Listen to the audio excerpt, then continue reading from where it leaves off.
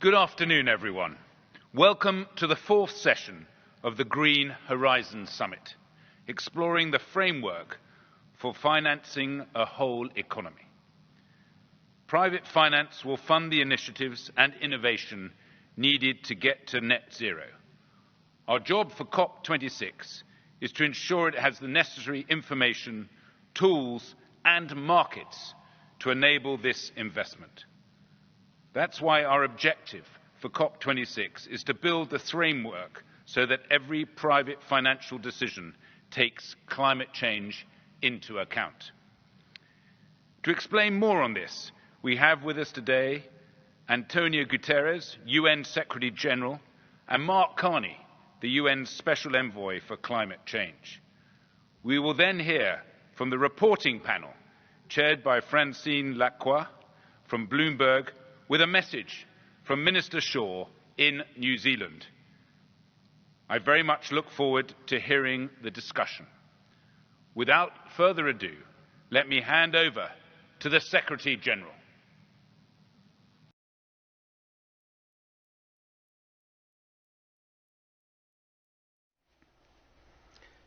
Excellencies, ladies and gentlemen, I am pleased to join you for this important meeting. Over the next 30 years, global greenhouse gas emissions must fall sharply and permanently to net zero. Otherwise, we will not be able to limit temperature rise to 1.5 degrees Celsius. The science is clear. Failure to meet the goals of the Paris Agreement means irreparable catastrophe for people, communities, economies and nations. Recently, we have heard encouraging announcements. The European Union, the United Kingdom, Japan and the Republic of Korea, together with more than 110 other countries, have pledged carbon neutrality by 2050. China has announced it will do so before 2060. That means 50% of the world's GDP and half of global CO2 emissions are now covered by a net zero commitment. These announcements send unmistakable market signals to investors ready to fund a faster global transition to a renewable energy. They will also spur a faster decline in investments in coal and other fossil fuels. As my special envoy for climate finance, Mark Carney, has stressed, decarbonization is the greatest commercial opportunity of our time. Markets are moving, they are moving fast, and those who move first will benefit the most. But to make this transition permanent and transformative, everyone to play their part. So today I have a message for each of you. First, governments. You need to align the long-term objective of net zero emissions with your short-term COVID-19 recovery plans and your nationally determined contributions under the Paris Agreement. And to get to net zero by 2050, CO2 emissions must drop by 45% by 2030 compared with 2010 levels. Your action will provide the framework the private sector needs to invest in a net zero future, namely putting a price on carbon, ending subsidies for fossil fuels, and making climate-related financial disclosure mandatory. Second, development finance institutions, multilateral development banks, and climate funds.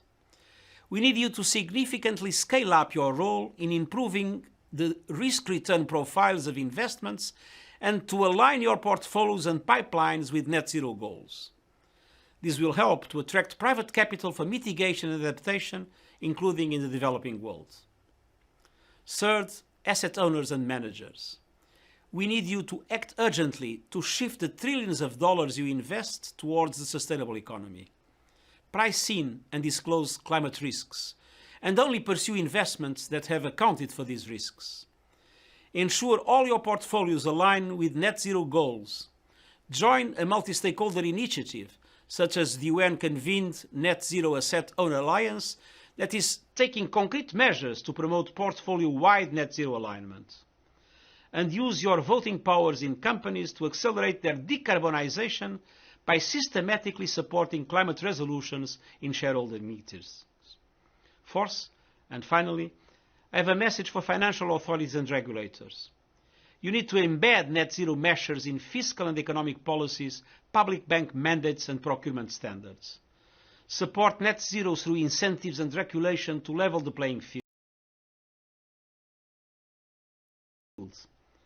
In closing, let me emphasize that everyone has a crucial role. All governments, cities, financial institutions and private businesses must establish their transition plans for emissions by 2050 and start with concrete policies now. Together, we can achieve carbon neutrality for a sustainable future. Thank you.